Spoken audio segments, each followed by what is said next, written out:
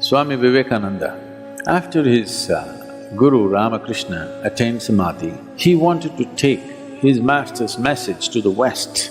So, he wants to go and do this, but he wants to seek the permission of Sharada Devi, who was Ramakrishna's wife.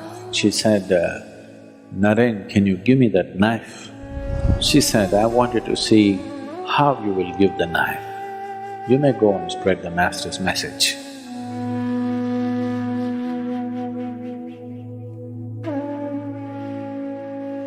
To be spiritual has always been also understood as to be gentle. And unfortunately, to be gentle has always been misunderstood and misinterpreted as to be soft or to be weak.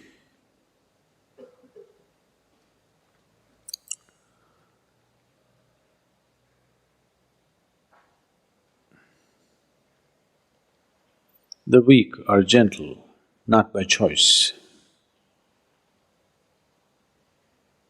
because they're incapable of making a strong imprint, they're gentle. Gentleness is of value only when it's by choice. You're capable of being violent, but you choose to be gentle. That's of great value. You're incapable of violence. Now you're gentle. That's not of any great value because that's coming from a certain incapability. Today somebody was asking me, Sadhguru, why all the goddesses in India, always they have weapons in their hands?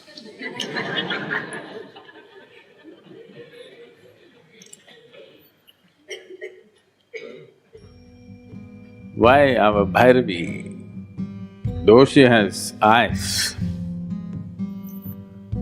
she doesn't have any weapons in her hands. 10 hands and no weapons. Because she's done with violence. You see the buffalo, Mahishasa, already conquered. So what needs to be treated brutally has been done. The beast has been killed. Now there is no need for weapons, so all hands free. So to bring yourself to this state, intense, not in a violent manner, intense, she is intense in victory, she is intense in energy, she is intense in her ecstasy. Her intensity is not violence, not that she's not capable of, it's just that she's done with it. In the evolution of one's action, if you look at the evolution of action, the initial part of the action will always be violent. As you become more expert with something, you will see the rough edges in your action goes away and it becomes smoother and smoother and there will be no violence in action. Even a swordsman who is an expert, only somebody who is new goes, ah, like this. An expert will just flick it and it's done. There's no violence in the action. So in the evolution of action, she's past that. Still intense, but in victory, energy and ecstasy, not in a violent manner. There are many symbolisms like that here, if you feel your eyes and see, where it is intense but not violent. Is something wrong with violence? It's not a question of right and wrong, it's just crude way of conducting life. If you say violence is bad, that means you will end up rejecting a part of yourself and you can never get rid of it because it'll not go. It'll come out in so many ways. People who are very peaceful on the street, violent at home, if they are not capable of physical violence, they're verbally violent, they're violent in their thought and emotion in so many ways. So rejecting violence is not going to work. Evolving violence into a more sophisticated action. The need is not for violence, the need is for intensity. The need for that intensity is always there in every human being. If you do not refine that need for intensity and manage to experience that intensity by simply sitting in meditativeness or in devotion or in love or in simply pure action, if you do not find refinement and still find intensity, violence will erupt from you in so many different ways.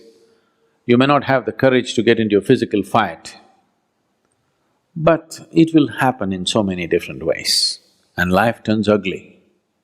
It will enter every sphere of your life and the way you take things and keep things, you will know whether you're gentle or violent, you know. There's a very beautiful incident which happened.